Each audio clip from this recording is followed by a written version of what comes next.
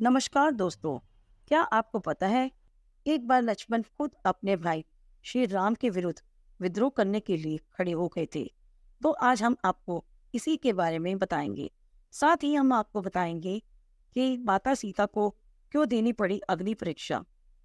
एक बार की बात है, जब 14 वर्ष का वनवास पूरा करके प्रभु श्री राम, लक्ष्मण और माता सीता अयोध्या वापस आए, तो प्रभु श्री राम लक्ष्मण जी से बोले, लक्ष्मण, अग्नि का प्रबंध करो। लक्ष्मण बोले, भ्राता, अग्नि का प्रबंध? परंतु क्यों?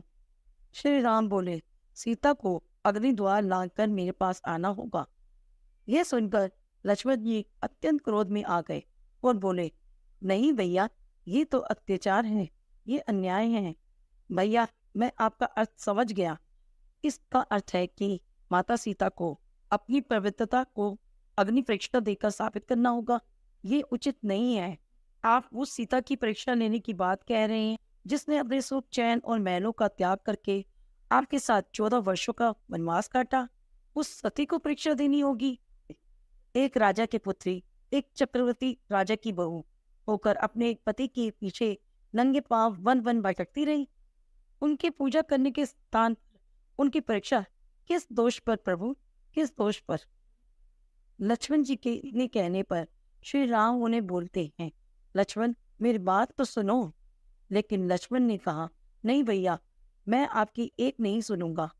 लक्ष्मण ने कहा, निस्सहाय अवस्था एक अबला नारी को कोई बलपूर्वक हर के ले गया और वह दोषी हो गई। उनकी बातों से क्रोध में आकर आपकी आज्ञा के विरुद्ध उन्हें छोड़कर चला गया। उस देवी को जो दुख सहने पड़े, उसका दंड तो मुझे मिलना चाहिए। दोषी वो नहीं, दोषी तो हम हैं जो उनकी रक्षा ना कर सके और अग्नि में चलकर परीक्षा वो निर्दोष नारी दे। नारी जाति के विरुद्ध इससे बड़ा अन्याय और कोई नहीं हो सकता।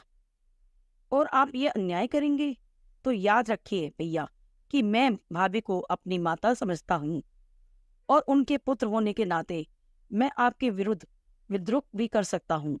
ये सब सुनकर श्री राम बोले, लक्ष्मण, तुमने ऐसा सोच भी कैसे लिया कि मैं सीता की परीक्षा ले रहा हूँ या उस पर संदेह करता हूँ? इसके बाद श्री राम भावुक होकर बोले, सीता, जो पल भर के लिए भी मेरे हृदय से दूर नहीं हुई, जिसे पल पल मैं अपने दिव्य चक्षु से निहारता रहा हूँ, उसकी पवित्रता का प्रमाण क्या कोई और देगा मुझे?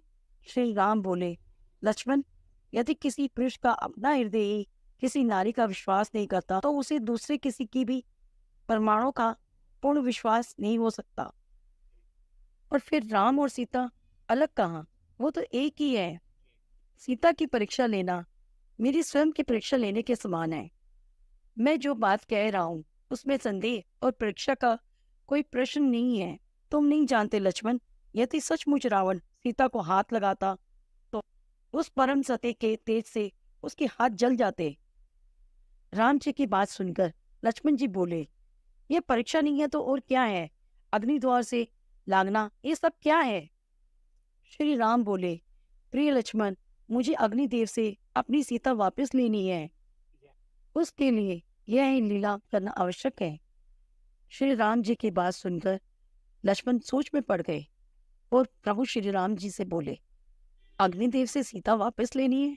ये कैसी लीला है प्रभु? ये क्या रहस्य है? कुछ तो बताओ। श्री राम बोले, सुनो लक्ष्मण, स्वर्ण मृग आने से पहले मुझे ज्ञात हो गया था कि रावण सीता का हरण करने वाला है। इसलिए जब तुम वन में लकड़ी लेने के लिए गए थे, तब मैंने सीता को अग्निदेव के संरक्षण में जाने के लिए कहा और वह अपने एक परछाई का स्वरूप छोड़कर अग्निदेव के साथ चली गई।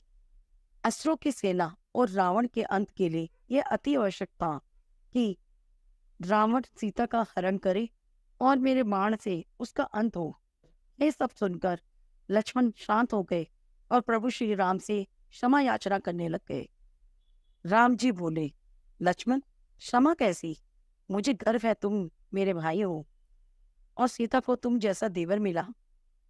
प्रिय भक्तों, आशा करते हैं आपको आज की ये कथा पसंद आई। हम आपको फिर जल्द ही मिलेंगे ऐसी और सच्ची कथा के साथ।